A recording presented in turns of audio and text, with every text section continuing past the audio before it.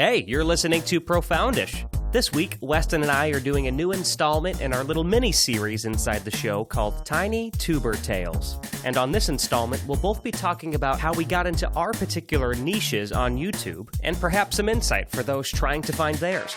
Anyway, I rambled enough. This is Profoundish.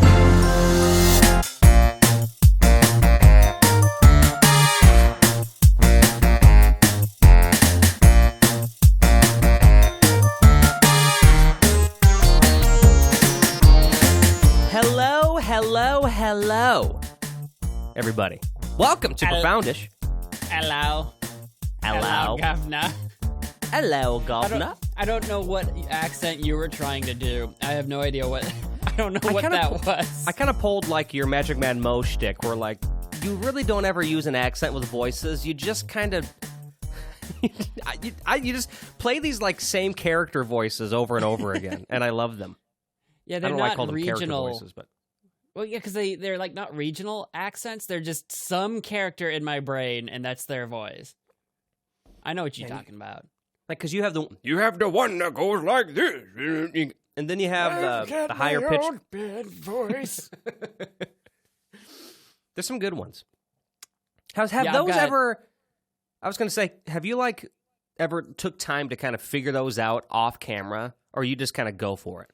I should. Not that I am likely. It's not that I have the chops for this, but it's been suggested to me by some kind viewers in the past that I should like take up voice acting or think about that or something. And I'm like, I don't know. I don't know about that. My voices are not remotely consistent. And also I don't know how to voice act, so they can be very hard on my throat because it is actually just me abusing my throat. But sure. That being said, I could actually just learn how to not do that. It is kind of crazy how much of an art it really is, and how much of a practice and a craft it is to make sure you're not killing your voice. That's a real thing with singing too. The on my channel, Pigsaw, which is a pig version of Jigsaw from the Jigsaw movies, from a series of point-and-click games that I play. The voice that I give him specifically has changed over the years because I think it's permanently damaged my throat, because it is so oh, no. It's like so hard on my voice to do it, and it's just like, hello, I'm Pigsaw and I'm gonna destroy you or something. I don't know. It's this very strained thing that I do with my, I don't know, larynx or something.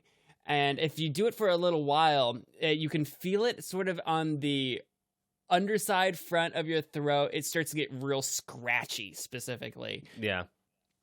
And so when I used to do long recordings of several of those games, like in a day or a span of 2 days, when I was done playing those games, I would actually feel like I had a cold, like I was badly sick, because it tricked my brain into thinking, oh, you have a sore throat, you must be sick. And I would start to get like hot, and I'd start to get like irritable, and I'm like, I'm not even sick. I've just been doing this voice for so long that my body thinks I'm now sick. That's funny. I mean, that'll happen though. It's on a larger scale. One of my favorite, I say favorite, but I haven't listened to them in years, but I used to really like the band Avenged Sevenfold, kind of like a hard rock metal band. And the same thing happened, and they changed genres partially because of this. So the singer, he used to do the screaming, right? Like you would in like, metal. And and there's a correct way and an incorrect way to do it, right? And he was doing it the incorrect way. He was an untrained vocalist. He just found his way to do it. And he was just a young guy, and he was screaming, and it fit for the music. It sounded good. But he got a little older, and then he had to go in and get like, I could be wrong, but he had to get some sort of work done on his throat because he really tore it up so bad. And doctors basically said, you can't sing like that anymore. So they literally changed genres. Like their music was softer.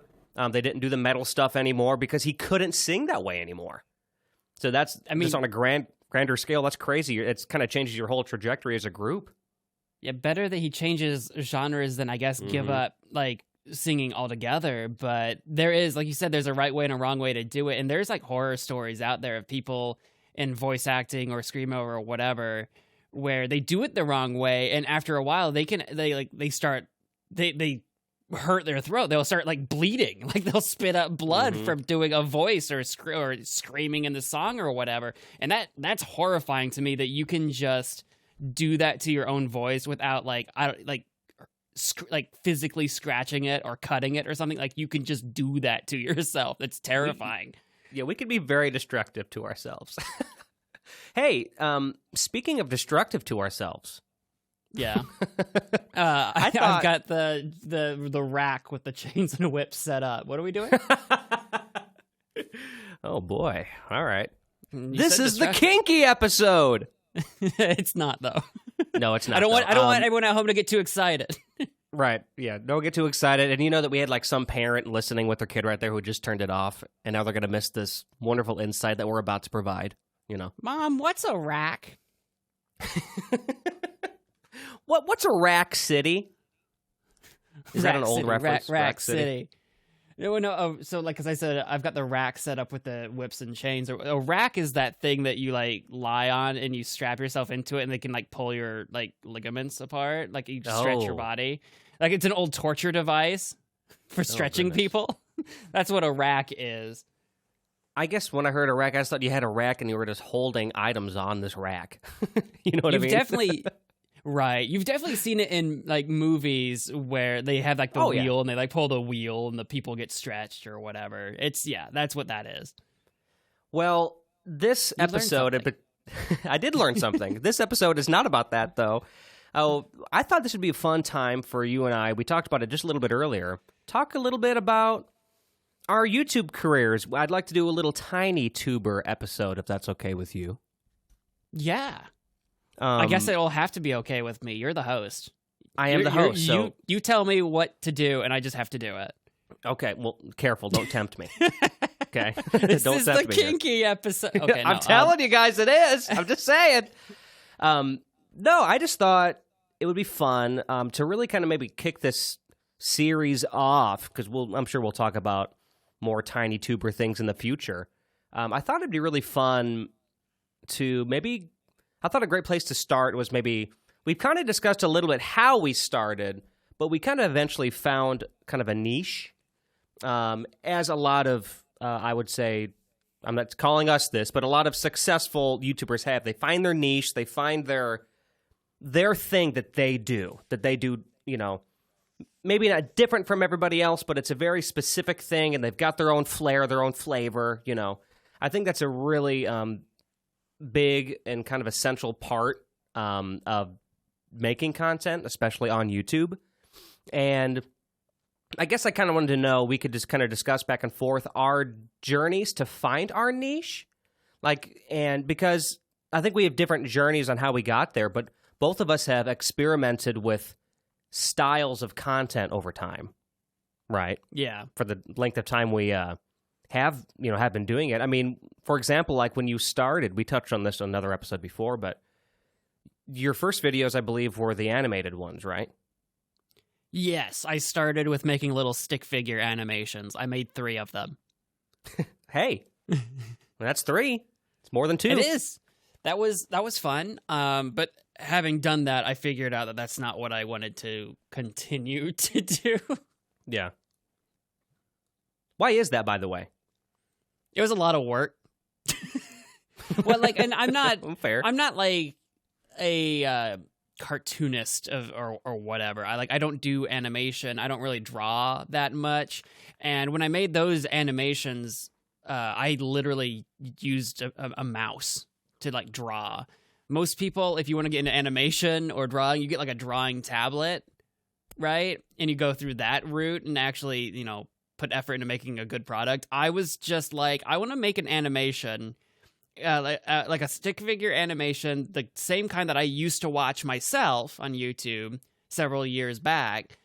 How do I do that? And I started looking into like free animation software, and I found this one. I think it was called Pencil, and you could draw on it. And it had an onion layer skin, so you could see the previous frame. And just frame by frame, I drew with my mouse this stick figure animation.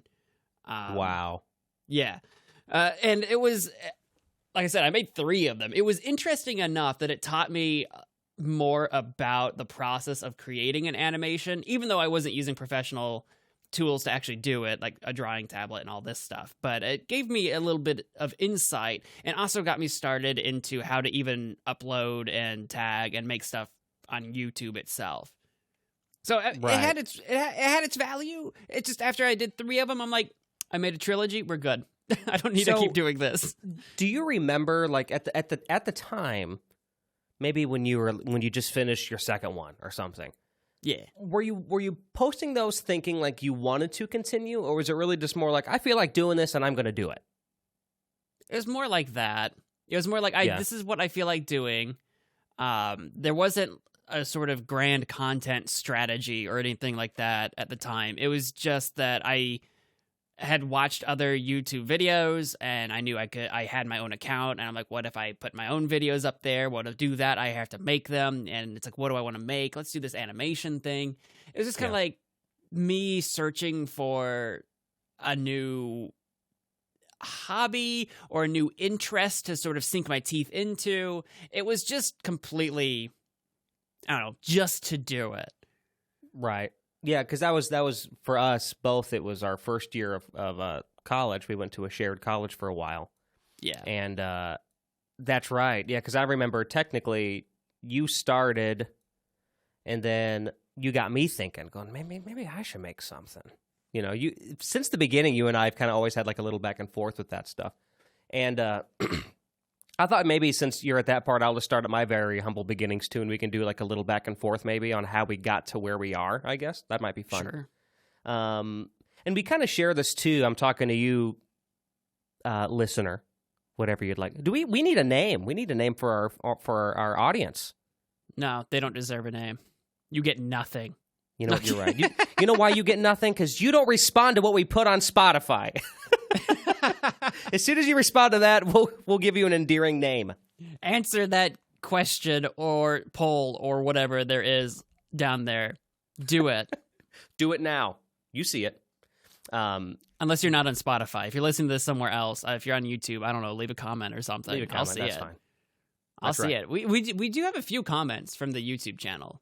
I see that from time to time. We do. So thank you. Thank you to you for continuing the conversation. It's fun. You know who you are. You deserve it.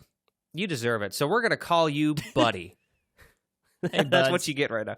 So hey, Buddy. No, I was just gonna say, one reason why we like to do this is that if there's any of you out there who are considering creating anything to any degree, you know, it's always weird to explain. Like, we're not trying to give you like the most sound advice you'd ever get, but you can definitely at least hear from two guys shared 20 years of experience when put together of creating stuff and what it's like and things we've learned and stuff, and maybe you can take a little nugget of something too. So, because we wish we had that when we started. That wasn't there when we started, not to the extent that it is now. Now you can find a lot of advice, how-tos, yeah, and stuff, you know. But then it was really everyone was just kind of finding their way. Especially even now, it's pretty minimal for people of our size. Talking about our experiences being in it 10 years later. So, but yeah, so okay, so for me, it started in a similar way. You were making stuff, and I thought, you know what, I wasn't new to uploading to YouTube, but I was new to wanting to upload and kind of make it a thing. So I was uploading to YouTube way back in like 2007, 2008. And in fact, you were in some of those videos. Yeah.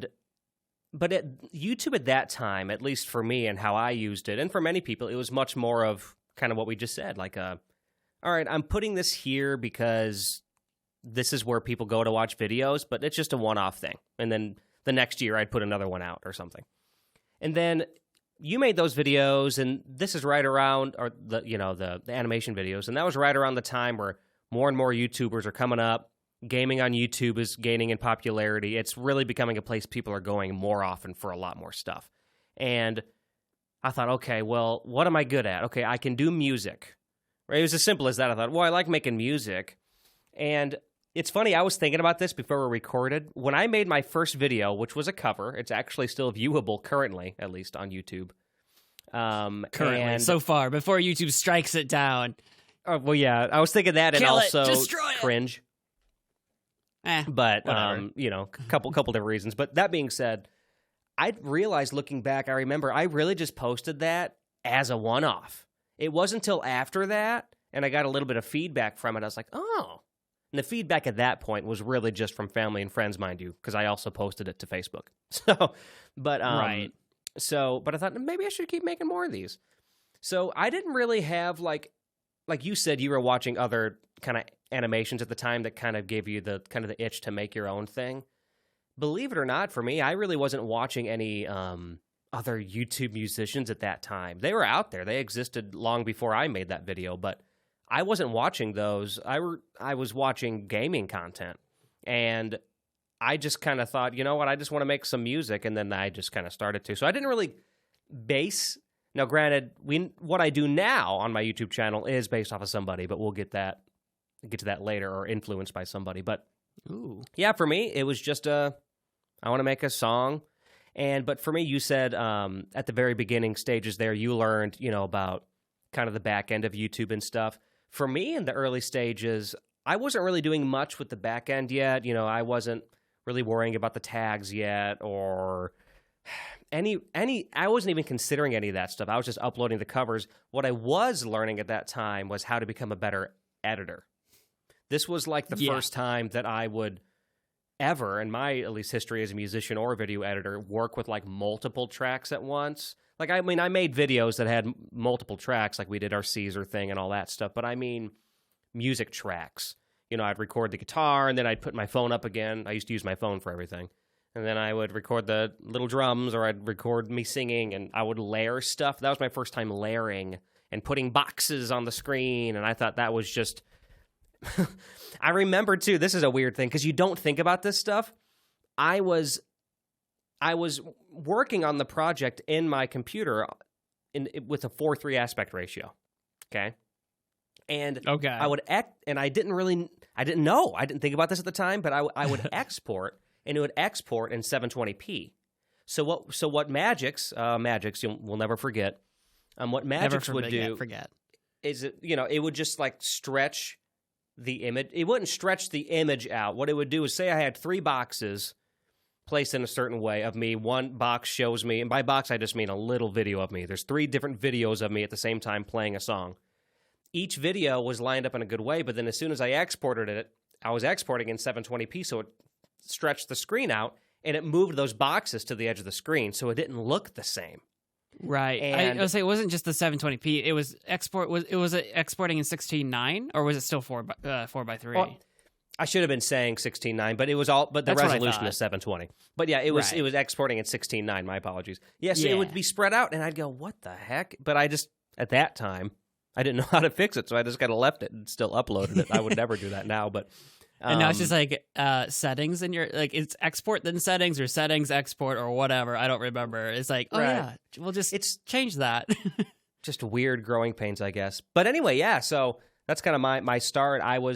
During this time, I guess you just finished your first 3 animations. I just started doing these like this one-off kind of cover songs. What was your next move? I just wanted to say, too, because you were using Magix at that point. At that point, I was still using Windows Movie Maker, and we had only 3 tracks to work with, and that's your video track, your commentary track, and your music track. So I did have 2 audio tracks. They were just labeled commentary and music. We can use them for whatever, but you couldn't use them for video, and only one video track. That's what I was doing. Windows Movie Maker. I used that for a long time. No, I know for a fact I got you onto Magix, but I don't know when that was. I don't remember how far along I was. I did use Movie Maker for a long time, and then eventually I got a key for Magix from you. That's right, we shared a key for a while. Or something. We shared a key, or you updated, so I got an outdated key, and I just used that because at that point we weren't doing subscriptions. It was just like, it was Magix 2012 or so 2013 or 2010 or whatever. Like they had actual just yearly releases. No one does that anymore, right? It's all subscriptions. What a weird thought now. That wasn't even that long ago. That's so bizarre now into my head. That's right. My first one was Magic's Movie Edit Pro 10 Plus. And then they switched to years, and then I'm assuming now they probably just do the subscription stuff, if I were to guess. I have no idea what Magix is doing anymore. Now that I'm on Adobe, I haven't looked back. Which, it's kind of funny because I know you were already kind of peeking at it, but I know I kind of helped nudge you towards Adobe too.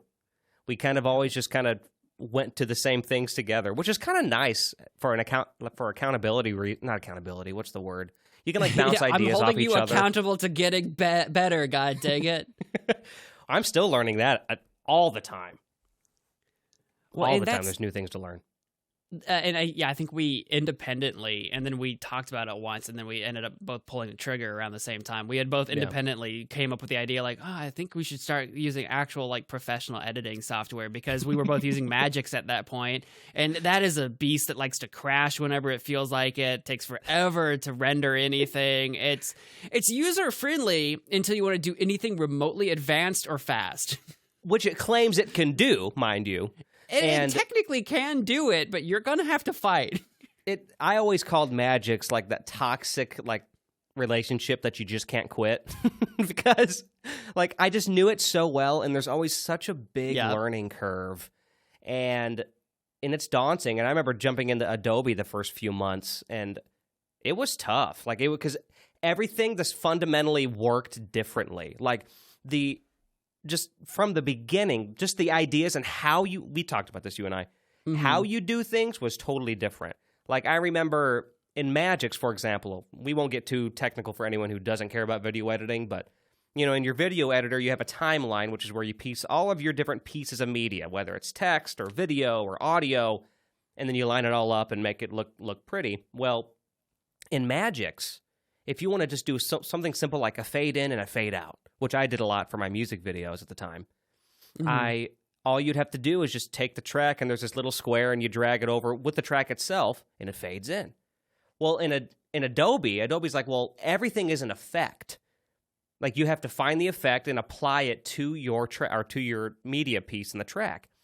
And Magix, all they were really doing was just trying to simplify it and just say, you can do everything right here. You don't have to look for stuff. It's right here, right? So I get it, but in a way, I had to kind of relearn because other editors work very similar to Adobe. Magix was really kind of its own thing.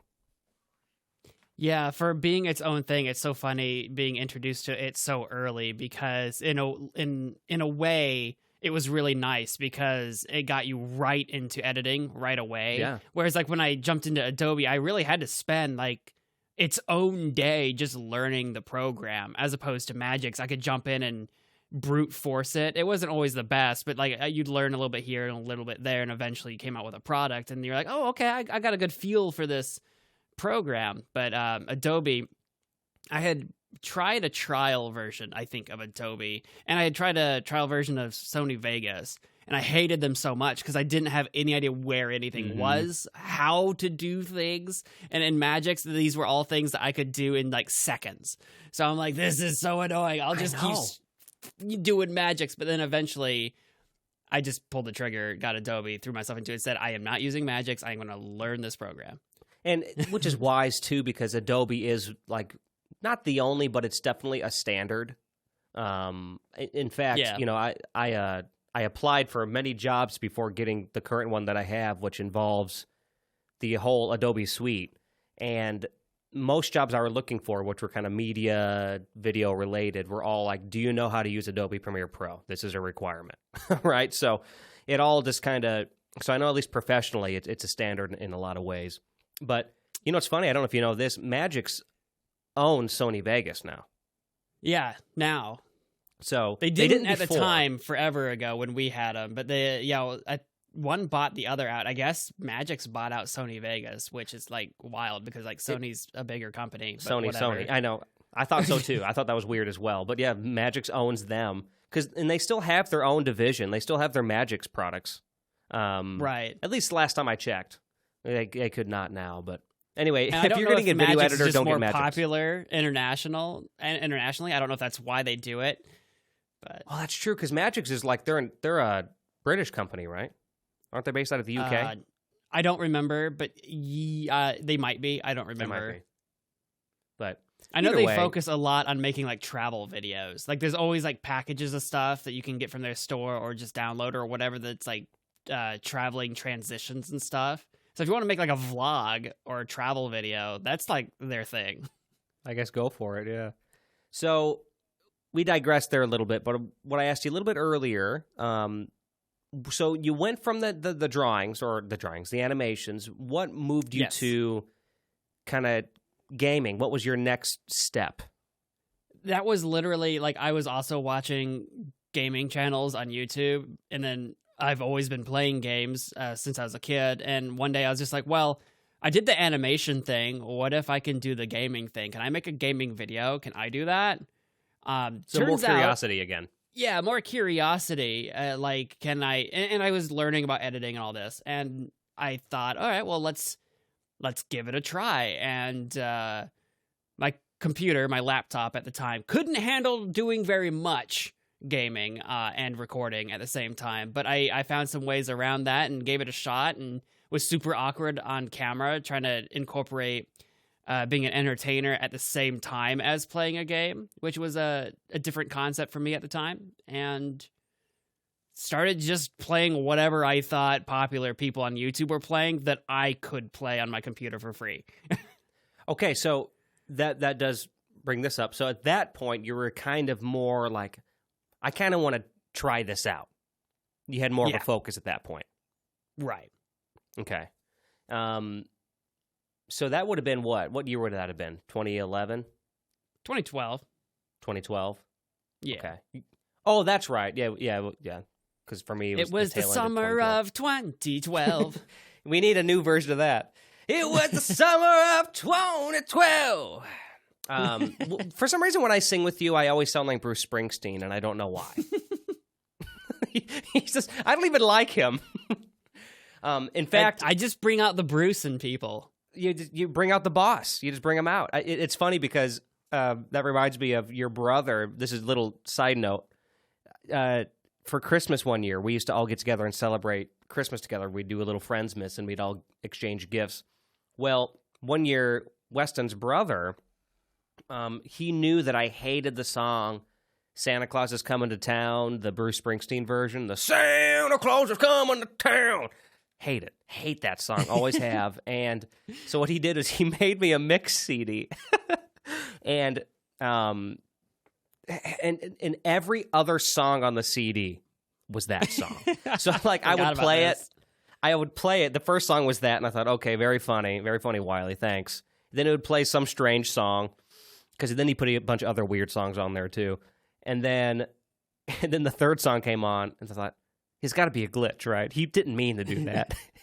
And by the time I got to song number 5 and it happened again, I realized that was good, man. Santa Claus coming to town. Such a funny gift. Such a funny gift idea. Yeah, so who were you looking to for inspiration? Because at this point, you definitely haven't found your necessarily your niche yet. You just were kind of getting in the groove. Who were you really looking at for inspiration at that point in those early days? I was just getting my toes wet, and I don't even know the names of everybody, because at that point, I wasn't really keeping close track of who I was watching on YouTube. Just, gaming videos, which fair. I don't dream of doing now, is just finding some random person to watch. Hardly anymore. But at the time, I didn't know anybody. So the ones that are still around that I know I was starting to watch was like Markiplier, PewDiePie, Game Grumps. Those are big channels that are still around. There were other channels that I'd been watching, but either aren't around or I don't remember who they were anymore. I think there was like a Super Gaming Friends or something like that. There were 2 other people that I always got confused with the Game Grumps, but they had wildly different personalities, so that was confusing. I didn't ever understand why they were different people every time. And, why do they keep changing who they are? Yeah, I was like, wait, hold on a second. These people sound different. Yeah, no, I was pretty dumb, but that's what it was. The people that were playing, because this is the same time that Slender Man. Amnesia was big just before Slender Man, but this was when Slender Man was getting big. So like that's the era we're talking about. So think all the big-ish YouTubers in 2012 that were playing Slender Man around that time. I'd probably seen it. So that was really influencing you at the time. I know for me, I couldn't name anybody either, but after I started to make a few cover songs, I did start looking at the competition, if you want to call it that. I did start looking at other musicians on YouTube who were at that point very successful in what they were doing. And that's I didn't mention this because I did jump the gun a little bit. That's when I learned about the box thing. So there's musicians on there. At first, if you go to my first 5 or 6 videos, it's just me on a guitar or me on a piano. And then I don't know who the musicians were, but I saw quite a few, and they were doing a thing where they were doing the boxes. They would do a split screen. It'd be the guy on a guitar, and then he'd cut the image in half and add another video of him playing the piano. I thought, ooh, I want to do that. And that's how I learned how to do all that stuff. So probably I would say at that point I was at roughly once a week, once every 2 weeks basis for cover songs. That's kind of where I found where I wanted to go because I wasn't writing music yet. And what I just think is interesting, though, for me, is that even to this day, I don't watch anything music on YouTube. Like, it's like 2%. Like, it's nothing. And even then, I didn't. I was watching Markiplier. I was watching PewDiePie. I was watching Game Grumps. I was watching the same stuff you were watching. I just wasn't interested in doing what they were doing. That was just solely entertainment for me. Sure. I think that's fair.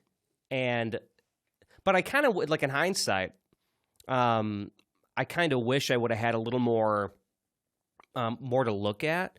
But I guess at the same time, I did. I guess I'll take my...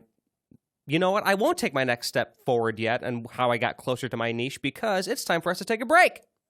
We're going to talk more about specifically how we narrowed down into our niches right after these messages. Weston, you're so good at wrapping things up. I'm just a rapper and I didn't napper. Poet, I'm a poet and I didn't know it. I'm a rapper and I didn't clapper. It's the kinky episode. We'll be right back. It's the kinky. Oh, okay. Profoundish is brought to you in part by Alex Duquette Medleys. I make theme song medleys, which is where I take a bunch of theme songs and mash them up into one bite-sized song. From Nickelodeon to Adult Swim, I cover it all. So, if you want to take a fun nostalgic trip, search my name, Alex Duquette, on YouTube or go to alexduquette.net. Profoundish is brought to you in part by Magic Man Mo, a gaming YouTube channel run by me. We stream and we do variety Let's Plays. Check out a short stream compilation to see if it's something that you're going to be into. It's a lot of fun. I made it, so I know. That's Magic Man Mo on YouTube. Now that we're back, we just got done talking about crying and drinking together. It's what we like to do in our spare time. Yeah, that's for sure what we were just talking something we about. do. Sometimes we just cry, sometimes we just drink, but sometimes it's both. Yeah, while the advertisements are playing, we're just like soul crushed, crying into the microphones. Like, why do we do this? Oh goodness. So, what were we talking about? We were talking about narrowing down our niches. You were talking about how you had been inspired to do the box stuff, but even though you primarily were watching gaming channels at the time. Right. I would just peek around a little bit at other musicians to see what they were doing, and I'd kind of pull inspiration. And then, so for me, a big reason why my niche is what it is because of a very prominent influence.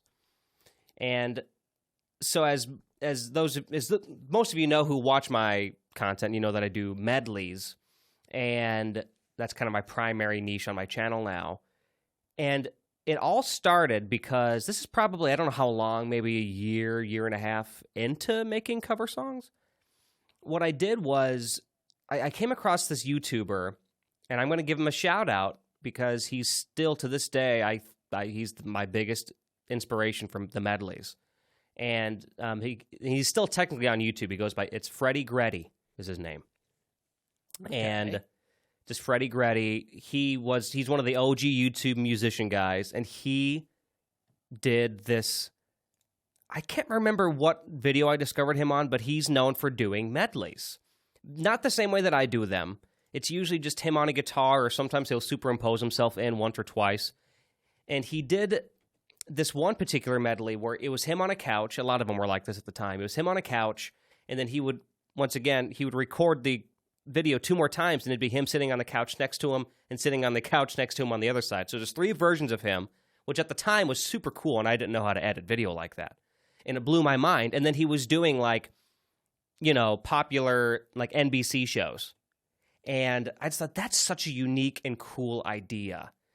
And that's kind of when I kind of did what you did, which was like, I kind of want to do what they're doing, right? That's when I went, I want to do what he's doing. And that's when I made my first medley. And I thought, I want to be a little different, though. So one thing that I tried to do even then was I wasn't going, I need to find my niche or be a little different. But I did think I want to be a little bit different than what he's done. What has he not done? So he did TV shows, and he did like bands. Like I think he did like a Beatles one, and he did like a Queen one, and like all these classic rock bands. And I thought, okay, let me do something different. And then I went to just commercial jingles because for some reason I thought, you know what, no one's done this, and I didn't see anybody at the time do it. So I made a commercial jingle medley. And that was a good call. It turns out it was. So it's kind of funny for me, and this is kind of just a YouTube thing, I guess. But I made that video, and it wasn't highly edited. It was just me playing the piano, and then I added a box of me in the corner singing to the jingles, and I put the logo up in like another corner of the screen. They were not nearly as polished or edited as I do them now, but I just remember I put it out there, and I remember getting really excited about it because it was different, and then nobody watched it, right? At this point, I'm sitting around probably not even 100 subscribers, if I were to guess. And because I remember for a while, I think at that early stages, if I were to guess, you and I were probably pretty close to the subscriber count. I couldn't tell you what I would have been at that point. Yeah, I'm not sure. Jeez, I'm not sure. I know later on, I had you beat for a good chunk of time. Yeah. And then in more recent years, you got me beat. Those shorts, man. Well, you took like a long break too, and I didn't. So like, you know, I kept That's true too. gaining. So you had some catch up to do. Yeah. You're still catching up. Come get me. I know. I'm trying, man. I'm trying. But but anyway, yeah. So I made that video, and then I remember months went by, and then I'll never forget this.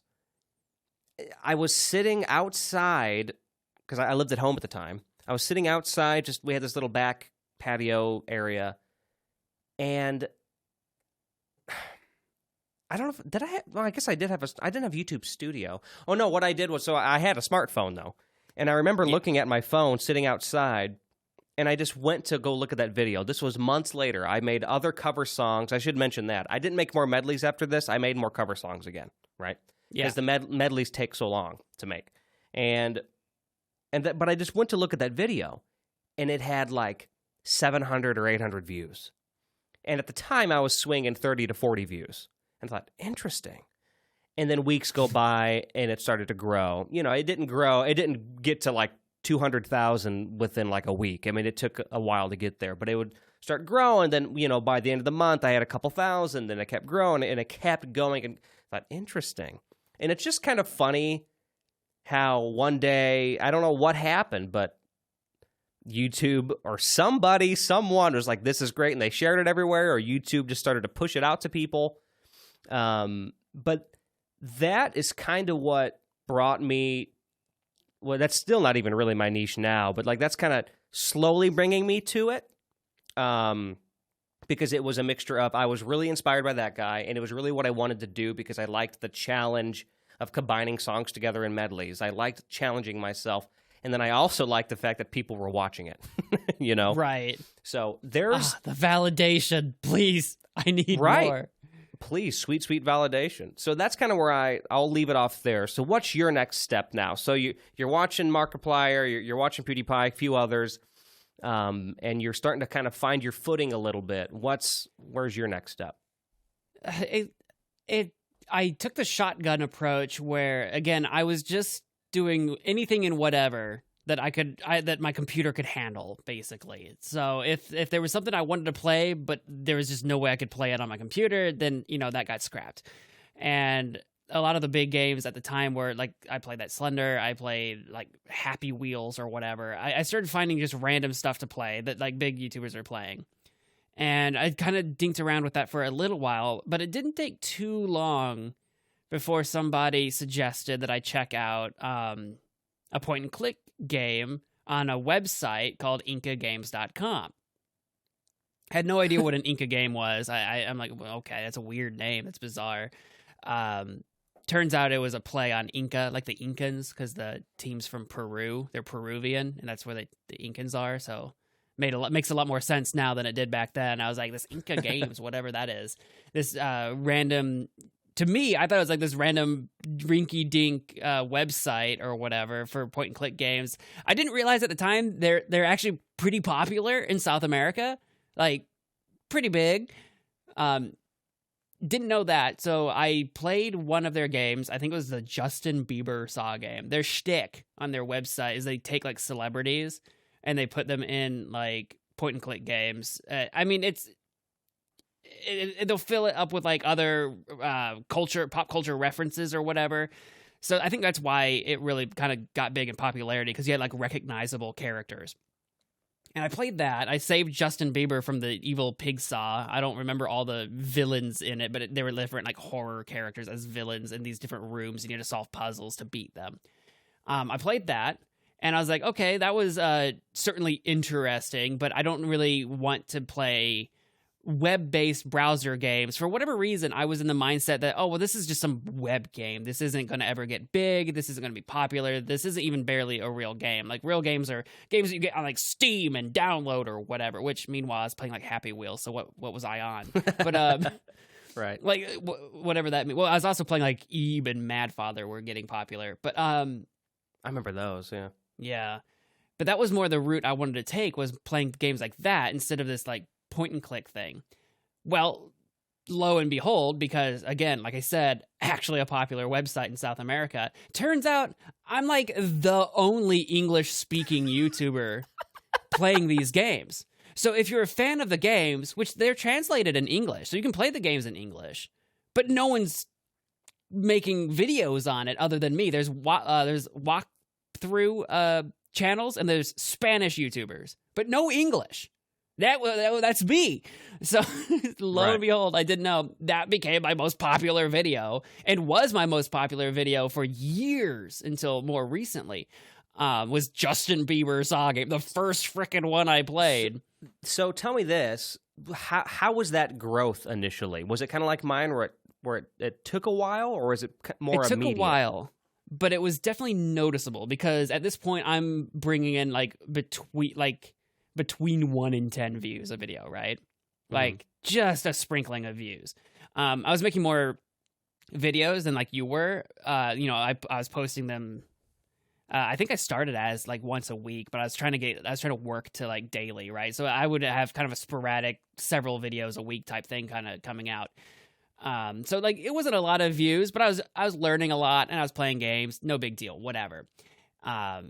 And this one, instead of like the 1 to 10 views, it was like, oh, I'm still, like, a couple weeks go by, I'm still getting views on it. Everything else that I made is dead. It's getting no views. This one's still getting views. And all of a sudden, after a few weeks, it's like at 100, 200, 300, whatever. It just kept going. I don't know how many thousands of views it has now, which was just mind-bending at the time. And I started playing more of their games, almost begrudgingly, because at the time I had this weird attitude, like, this isn't actually the type of game that I want to play on this channel, because this isn't, like, legitimate. I had this mindset that this wasn't, like, a legitimate gaming genre to do on YouTube. So actually, I kind of begrudgingly took up that mantle. That eventually went away. Those feelings matured into, well, this is the only thing anyone really wants me to play anyway. And eventually I started coming around to the humor of the games and the sort of, I don't even know what to call it, just the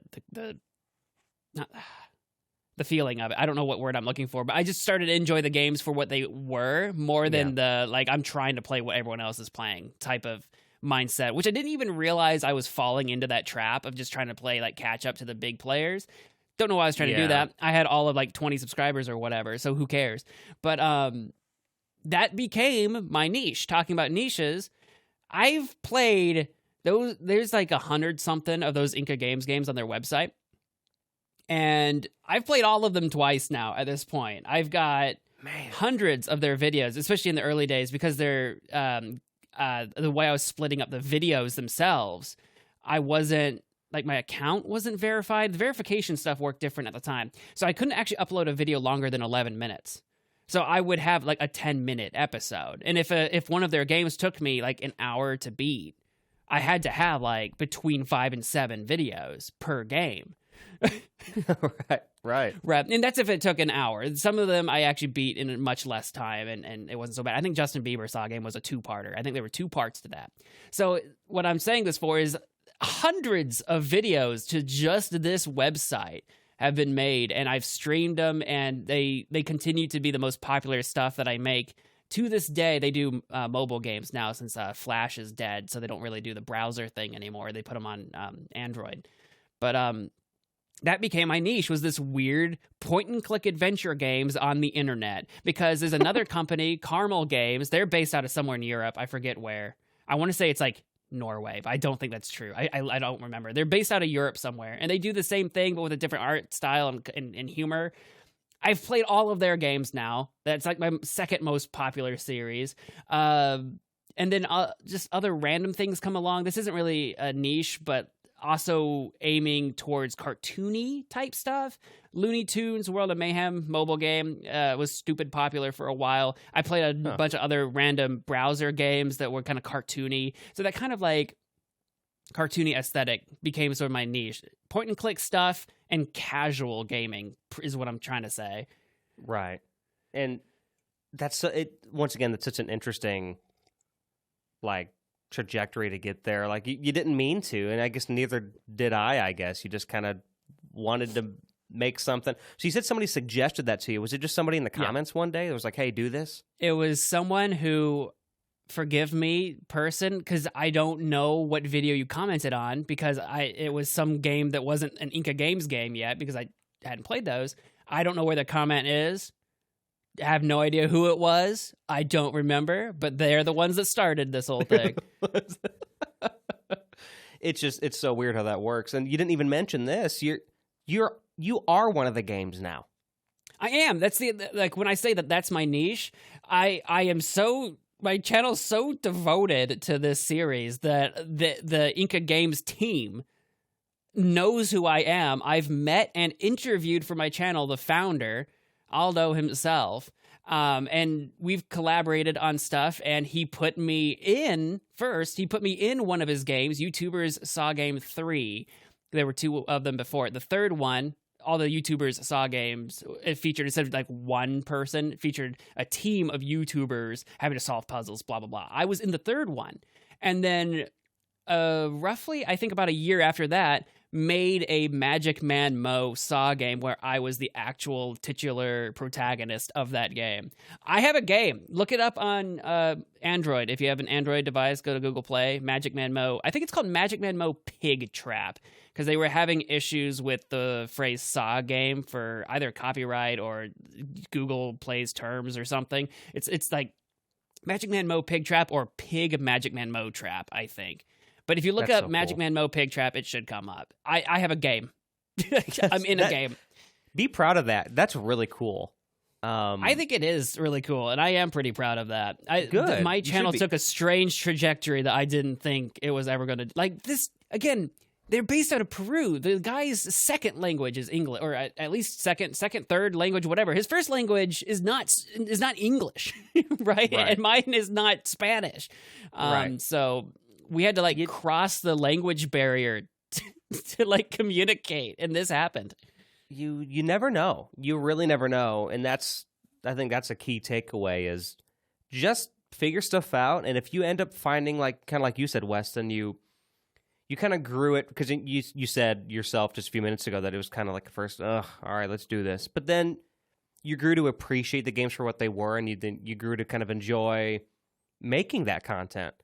And so I think that's important too, because obviously I do feel like if you make something and people love it, but you hate it, you should think about that. Think about what you can do to maybe find a way to enjoy it better. Yeah. Or if you really hate it that much, don't make it. Don't force yourself to do something, because you're going to be stuck in a trap later on, I feel like. But you do have to evaluate like why you hate something. If there's some fundamental reason behind the thing itself that you hate that you can't change, then don't do that thing. But for me, my advice is don't ever believe something is beneath you. For some reason, that was my issue with Inca games in the early days, was that I had this weird like superiority complex, or maybe the just inferiority complex towards them for being a web-based game. For whatever reason. I don't know why I believe that. That's just what I believed. For some reason, I thought that was beneath me. Don't fall into that trap. Nothing is beneath you. Everything is worth pursuing. And then the other thing is, if you see an opportunity, take it. Like someone commented, I had never heard of this team before, and they just commented, check this out. Don't ignore that. Pursue every avenue, especially in the early days, because if you haven't decided what your niche is, or you think you do have a niche, but it's not working out, don't be afraid to shift gears and try another one. Yes, that's a whole thing now, especially in this landscape. Because we're talking about niches, and I think it's important to find yours. But if you're early on, just try stuff. Try stuff that you like. That's, to me, it's so important. Try stuff you like. I've spent a long time trying to grow channels in the past, doing things that I didn't really like, and I think it shows. Because look, you don't know about these channels, so so that's important. But everything you said too. I was going to go to kind of my final little bit here, which basically, so for my story, I'm on the medley. So while you're going through all of this, I'm making medleys, making cover songs, kind of going back and forth on that. And the thing is that my story's a little kind of different. It was, medleys are fun, but they take a long time to make. I want to keep making cover songs. These are going to work. And I was kind of going against the grain of what YouTube was trying to tell me and what my audience was trying to tell me. Right. So I'd keep making videos, or like just music videos. Just again, and they got better and better and better. Like, I grew as a musician. I grew as an editor. I grew as a promoter. I knew how to push them better. So more and more people were starting to watch them. But then like once every 6 months or a year, I'd put out another medley. But I only did medleys that I really wanted to do, that I was passionate about. I remember one of my earlier ones, I don't remember the order anymore because I've made so many, but it was Nicktoons medley, like the ones that we grew up on. So Hey Arnold and Cat Dog and all that. And I remember that one did really well, like better than the commercial jingles. It didn't exceed it in viewership yet because the commercial jingles one had it just didn't grow at that rate. Right. In fact, that commercial jingles one, I don't recommend watching because it's just so old now. But watch it anyway. If you haven't seen it, you gotta watch it. It's still one of my highest viewed videos on the channel. So definitely go give it a watch. Why not? It's still being pushed to people randomly, and I can tell because there's like these huge spikes. Then it goes down. Then there's more spikes again. It's weird. But anyway, that being said, I made this Nickelodeon one, and that grew that started to give me new viewership. Like, it wasn't growing faster than the commercial jingles did, but it still grew faster than any sort of cover song did. And I was getting a lot of comments now. I was getting a lot of people on there reminiscing, talking about old times, and then people suggesting other television shows. And I was kind of looking at that, and I was thinking, this is really fun because I've always kind of, my head's always, Steph and I make a joke. I always kind of like to look back, and she likes to look forward, and that's one reason kind of why we work, I guess. It's weird. But anyway, I always like to look back and reflect on stuff, and I love nostalgic things. And so I made that, and then I started to make more. I was still doing my cover songs, but it started to change. Like, I started to make more medleys more often, and I was trying to keep up with my weekly covers, but at that point, it was just way too difficult to do. And then shoot forward multiple years down the road, I'm exclusively medleys now. I cut out the cover songs, and that was hard to say goodbye to because I really learned a lot about recording music and arranging music through that, so I'm thankful for those times. And a few of those took off just randomly, kind of like you had a couple one-offs. Like, I have some one-offs. Like, I have this weird corner on the YouTube market with hoodwinked music.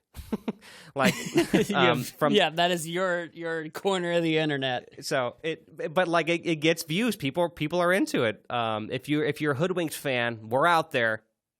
We're passionate fans. There's not that many of us, but we're out there. I have a couple cover songs of Red is Blue, which is one of my all-time favorites, and then Glow. Check those out if you want. Anyway, but yeah, the medleys, they just started to take off, and one day I decided I'm just going to do these medleys, and at that point, it just continued to grow, and I continued to grow an audience that was really fun, and that is really fun to interact with and talk to. So my niche ended up basically becoming specifically TV show theme song medleys. And if you want to get even more specific, usually I sit around like the cartoons and animated shows. I've done others, but it seems to be my most popular videos are cartoon / like kid show medleys, old and new. So I'll do ones from the 90s, but I'll also do ones from 2010 and beyond. It just kind of depends. So that's kind of where it went to, and I ended up really enjoying it. It takes a lot of time, and it can be kind of stressful because there's a lot that goes into a medley. And I won't get into that here, but there's a lot of moving parts behind the scenes for them to sound so fluid in just like one song. Like the Freddie Gritty guy that really inspired me, his medleys don't do what I do. So he goes from song to song, but he doesn't try and shove them in like a 3-minute, time frame. He'll just play, then he'll slow down, then he'll switch to the next song. I'm really focused on making sure all the songs blend well, tempo-wise, the keys match, so it doesn't sound jarring for the listener. So on the end user, just here's a 3-minute song that has a bunch of different songs in it. Right. And which I like that. I like giving myself that challenge, and it's a lot of fun. It's good. I like to challenge myself. And every month I make a medley, it is challenging. In a good way. So it's really fun. And it's just weird. I never would have thought. I was just making music on YouTube, watching my gaming stuff for fun. And then I just switched to making medleys. And for the record, if any of you are curious, I did make sequels to my commercial jingles medley, and they never captured the same magic that first one did for whatever reason. People didn't seem to care. Lightning in a bottle. It was lightning in a bottle, and it just got me on the right path, I guess, because those other two did well, but compared to anything else I do now, not even close. It's interesting how that works, considering how many views the first one still gets now. But yeah, it's all about those TV show medleys. So I started doing. We both kind of started, if you don't count your animation, we both kind of started in the similar overall like umbrella genre, like gaming for you, and for me it's music. We still stayed there, but we definitely got specific. And you kind of have to, because if you just do a little bit of everything, then anyone that finds you doesn't know what to expect from you. So people, it's a harder sell for people, I guess, to like subscribe or come back or whatever. But if you can kind of consistently, like with you, it's the medleys. It's like, oh, I love these medleys. I want to see more. Well, you make more. You have more. So they can watch several or whatever and be like, okay, I'm into this. Same with me with the Inca game stuff. When the audience out there that's trying to watch that found me, they're like, oh my God, he's got like all of them. Yeah, I can imagine that, like that guy, or there's many of them. Who are just like, there's got to be somebody, and then it is just the hallelujah as soon as they see Magic Man Mo pop up on their screen. Because I know that feeling as a viewer. Like, I find like this very specific kind of content that I didn't really know I wanted to watch, but then I found it and I thought, oh, please tell me this guy's got more of this. And then I go to his channel and he does. It's like, oh, this is great. So I totally know what that feels like. Man, isn't that crazy? Like, I don't have any like accolades like you do. You have the game, right? You got a game. I'd say one thing that I am pretty proud of, if I were to say something I'm proud of, it would be I have by a lot I mean a few. There's a few YouTubers who now make medleys in my vein, which I think is kind of cool. So yeah. they do them like me. And one guy really enjoys making them like me because he tells me every time he makes one. But yeah, they do the boxes the way that I do, like the little box in the middle that has the show, like they're lined up the same. And I know You've some been people doing would it consider for long that enough now to inspire other people. Yeah. right. Like and I think that's really cool. I know at one point somebody, can't remember who it was in my life, told me like, well, that's kind of stingy of them to do, and I kind of disagreed. I said, I'm kind of honored by that. I've been doing it long enough to inspire others to do the same thing. I have no like right on how the videos look. But we just talked about how you were inspired by someone else to even make it your way anyway. Right, exactly. So it all just kind of blends into the next thing. It's like a whole new generation of people kind of doing medleys like that, and they're doing TV shows too. So, yeah, I think that for me feels really cool. That I at least have enough of a presence on there to inspire others to make stuff too. So I think that's cool. Yeah, Lord knows I'm in the gaming space. We all copy each other. Everyone in the gaming space is doing it the same way. Same way. You've got your face in a corner of the screen, and it's gameplay. And it's gameplay, but it's all about that personality. That's all about personality. Well, that was actually that's a good point too, because with the Inca Games stuff, that's something I got comment. We were talking about voice acting earlier. How one of the things I did with the Inca Games, they're point and click games, but there's no voiceover, so I voiced all the characters, and people. Some of them didn't like my voice, but some of them were really quite amused by the voices that I gave the different characters. So when you say about like personality, yeah, I wasn't just reading, I was like acting it. So people commented and they said, "Hey, I don't like your voice." Sometimes there's one, I don't remember exactly how it goes. I've got a screenshot of it somewhere if it still exists, because this was many years ago. But I remember getting a comment specifically that was basically saying, these videos would be better if you didn't have your voice in them. Oh, I remember this now. And the way it was written, I wasn't 100% sure that they were dissing my voice. I'm like, do they mean like it would be a better walkthrough for solving the game if I didn't talk? Because I wasn't doing a walkthrough, I was doing a let's play. So it's like, right. I try to comment like, do you mean like you'd rather see a walkthrough instead of a let's play, or do you mean like literally my voice is terrible? They never got back to me. It's so weird how we have such there's so many similarities in our trajectories, because my infamous comment too, that no one asked you to do this. No one asked you to do this.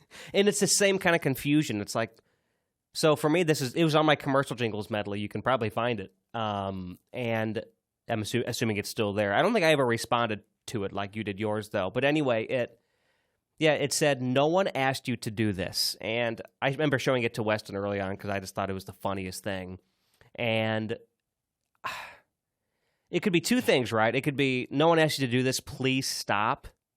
Or it could be like, "Wow, no one asked you to do this, and look what you did. Look what you created. This is amazing." So it's kind of a similar thing. Like, what do you mean? I still think you need to put that on a t-shirt. I still want to. I made a promise to myself that if I get to 10,000 subscribers, I'm gonna do something about that comment, make a song about it or something. So and just call this comment out 10 years later. Epic, yes. So no, that will be the name of your album when that happens. You'll make a whole album called "No One Asked You to Do This." You know what? Don't even frickin' tempt me, dude, because Songs from Sangamon Street, the picture that's in that album cover was a similar thing. Yeah. It's like, I should make that an album cover, and then I did. So who knows? That's actually not a bad idea. No one asked you to do this. Or I could just title. Either that, or should I say me? No one asked me to do this. I think you should literally say, "No one asked you to do this," and put it in quotes. Because that's what they said. Oh, all right. I'm going to get on that. That's good. Wow. Okay. I'll take 10% royalties for the idea. Thank you. Thank you. I could just see you just reaching into my wallet, like taking $10 out of that 100. This is my $10. Thank you very much. Appreciate it. So, I love talking to you about, you and I do it all the time. It's one of the reasons why we wanted to start a podcast, because we love to talk about our experiences as tiny tubers. YouTube. So, Yeah. I think this is probably a good place to wrap it up here. Weston, where can people find you on the internet? You can't find me. I'm a slippery snake. Slithery snake. This is me like fading out. Well, fading out. You can find me. Hold on, really quick. All I heard. Okay, go ahead. I'm sorry, I'm going to cut you off. All I heard was, I'm assuming you did a whole snake thing, maybe. But since there's some sort of like gate or something on Discord, all I heard was. It's just like, okay, sorry, are you trying to help me? What's going on? I just did a little hiss, like just like as a snake, and then just like leaned away from the microphone as I was hissing. So I was trying to like fade it out. Yeah. You can find me. I have a website, westonhasty.com. That's a landing page for like all the things that I do.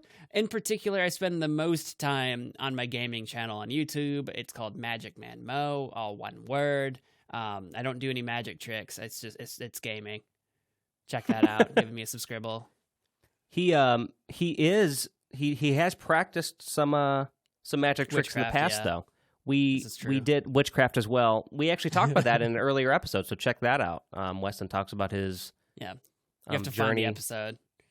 Yeah, what's it called? Because we name them kind of funky. Check it out. Check it out. Find it. You can find me. That's their problem now. Yeah, that's your problem. Just go listen to our whole backlog, please. Thank you very much. You can find me, same thing. My landing page is alexduquette.net.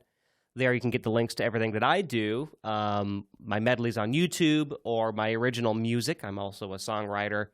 I have an album out called Songs from Sangamon Street, available on CD if you'd like. You can check that out at my website as well, or you can stream it anywhere you want. Spotify, Apple Music, Amazon, wherever you want to get it. But yeah, check out my stuff too. That would mean a lot. And Weston, I'm going to pass it back to you now because you're better at closing out the Profoundish stuff.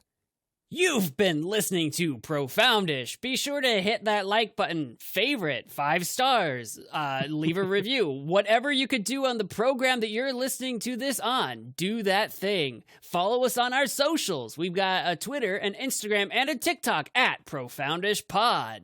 Thank you for listening. Wow, that was really good. I was really doing my voice acting chops right there. See, listen up, folks. This is his audition right here. That was it. His I'm audition. going to clip that, and I'm going to put that out to people. Like, you want me to do your podcast endings for you? I got you. You could. You never know. That's your reel right there. Right. All right. Well, everybody, thank you so much for listening to Profoundish.